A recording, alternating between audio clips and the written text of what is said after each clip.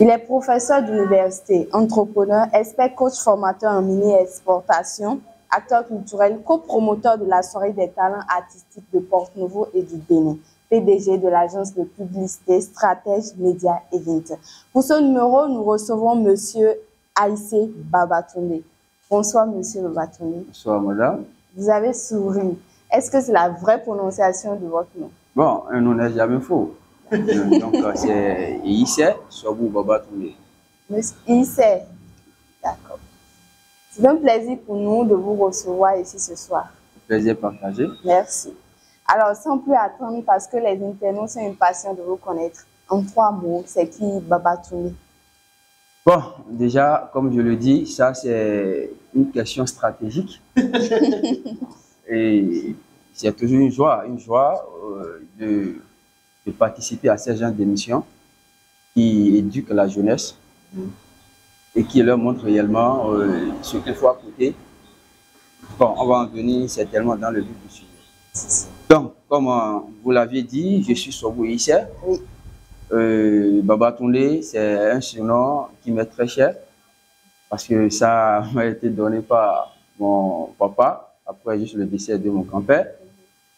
Alors, enseignant en marketing dans les universités privées de la place du Bénin, je vais dire, bon, vous m'avez déjà présenté, co-promoteur de la soirée des talents artistiques de Porto-Novo avec mon papa, Mr. Okeke, qui a un événement qui fait la promotion de nos talents de Porto-Novo et du Bénin.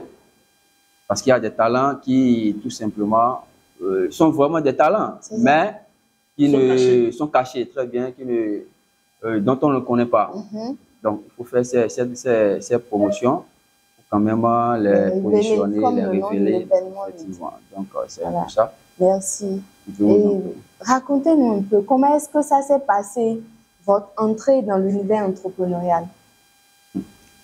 Ça, je crois que c'est le destin qui m'a forcé. Ah bon? Oui, c'est la vie qui m'a forcé. Parce que, vous savez, on était tous étudiants. Et à un moment donné, on manquait beaucoup de moyens financiers pour quand même subvenir à certains besoins. Parce qu'on ne peut pas tout le temps aller voir les parents. Moi, la première chose que j'ai lancée comme activité en dehors, je vais dire, de mes études, c'est quand j'étais en première année. J'ai fait ma première année à HECM. Oui. Donc, étant un étudiant très brillant, mais à côté, on a vite compris que, mais, à un moment donné, il y a ces enseignements qu'on essaie de pratiquer, mais qui ne donnent pas ce que ça devrait donner, en quelque sorte. Et j'ai quelques enseignants qui m'ont vraiment impacté. C'est eux, tout simplement, je veux dire, qui m'ont vraiment montré l'importance de l'entrepreneuriat, même en étant étudiant. Et c'est ça, jusqu'à aujourd'hui, je leur dis un sincère merci. Parce que ces enseignants ont vraiment marqué ma vie, je veux dire, ont contribué au changement de ma mentalité ou bien de mes mentalités. C'est ça. Tout simplement. Et c'est ça, j'inculque à tous mes étudiants partout où je passe. Quand je finis toujours mes cours, je leur dis, ce qu'on vient de voir, c'est juste pour information, c'est juste pour que vous sachiez qu'il y a telle chose qui existe, mais ce n'est pas ça qui va vous rendre riche. C'est ça. Très bien, voilà un peu ce que je peux dire. Je me suis lancé dans l'entrepreneuriat en première année et je vendais quoi? Ça qui est aussi intéressant, on va en venir. Vous avez parlé tout de suite de personnes qui vous ont impacté. Ah oui.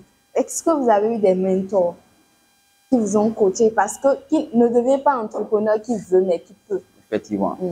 Bon, déjà, je ne vais pas dire que j'ai eu des mentors, mais j'ai eu des conseillers. Des conseillers? Oui. Okay. Et ils donnaient ces conseils à tout le monde, à tous les étudiants. On est en salle. Il y a des temps morts, d'accord, qu'il faut, c'est-à-dire il faut profiter pour conseiller, animer le cours, animer. Mais ces enseignants, au lieu de lancer les futilités, ils nous donnaient des conseils sur ce qu'on devait faire, on est d'accord?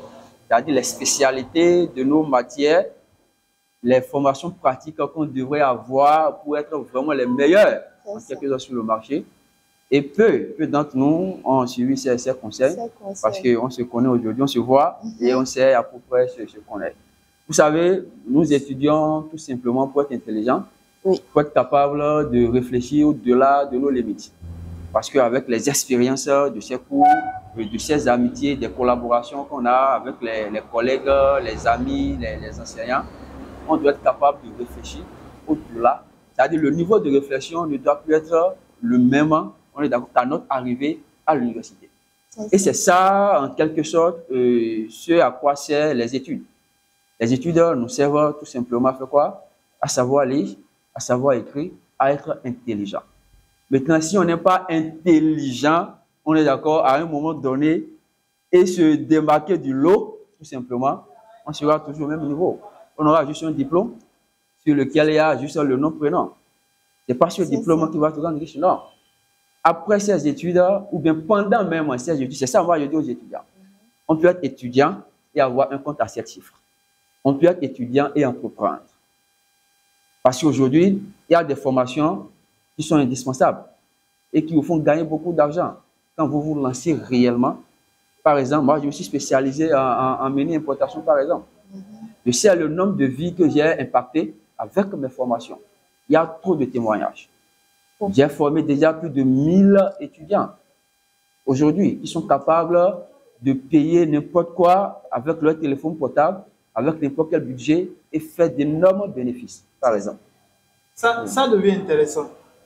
Moi, je veux comprendre. Quel est ce business-là qu'un étudiant peut faire en 2025?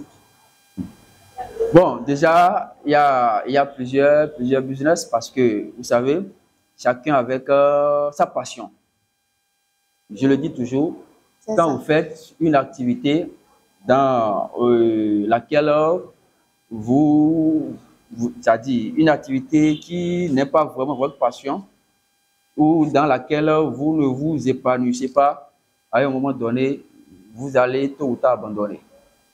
Voilà pourquoi je leur conseille toujours de choisir le domaine, tout simplement, dans lequel ils se sentent à l'aise. On parle chez nous, nous parlons de la spécialisation. C'est très important. Maintenant, les activités aujourd'hui que n'importe quel étudiant, quel que soit son domaine d'activité, quelle que soit sa filière, peut faire aujourd'hui, non pas forcément qui va transformer sa vie, mais dont il peut à un moment donné subvenir à ses besoins, on est d'accord, et s'il prend vraiment le projet, il prend importance à ce projet et se spécialise, ça peut vraiment changer sa vie. Aujourd'hui, vous savez, nous sommes à l'ère du digital, du numérique. Il y a des formations indispensables. Je vais vous donner un simple exemple, un petit exemple, tout simplement. D'accord? Moi, je me suis spécialisé dans la mine. Je me suis fait former par un Chinois d'abord. Je me suis fait former par un Chinois. J'ai reçu une formation de près d'1 an. D'accord? Qui m'a donné tous les secrets, je vais dire presque, parce qu'on ne connaît jamais tout, on ne finit jamais d'apprendre, de la mini-importation. Aujourd'hui, je suis capable de vous transformer en expert en mini-importation déjà maximum en 1 mois. Ah bon? Oui. Et déjà, les achats en ligne sur les plateformes de vente en ligne n'auront aucun secret pour vous. Vous serez capable de payer n'importe quoi depuis la Chine que vous venez revendre ici 3 fois, 4 fois, 5 fois plus cher. Et c'est ce qui se passe aujourd'hui. Tout ce que vous payez, tout ce que vous voyez, vous êtes capable, vous en êtes capable. Donc là, ça fait déjà un business d'importation depuis la Chine. Depuis la Chine vers l'Afrique, dans n'importe quel pays. Dans n'importe quel pays.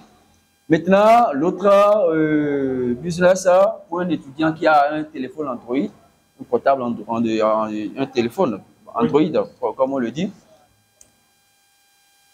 Il y a une activité qu'on appelle le dropshipping. Oui. Mais à un moment donné, beaucoup sont réticentes, tout simplement parce qu'ils ne connaissent pas la chose. Ils ne maîtrisent pas la chose. Quand on parle du dropshipping, beaucoup pensent en même temps à de l'arnaque. C'est une activité qui peut vous rendre millionnaire en dollars en quelques mois. Mais beaucoup n'y croient pas. Il faut suivre une formation très professionnelle. Sans formation, ne vous hasardez même pas et dans n'importe quel domaine. C'est sur ça que j'insiste souvent aux étudiants. Faites-vous former. Le seul moyen d'atteindre le succès est de se faire former. De prendre une formation de qualité. De savoir exactement ce dans quoi vous vous lancez. On ne se lance pas à l'aveuglette dans l'entrepreneuriat. Non. Il faut faire une étude de marché. Tu fais une étude de marché tout simplement. Tu connais ton marché. On est d'accord? Tu te fais former. On est d'accord? Dans le domaine dans lequel tu veux te lancer. Tu commences.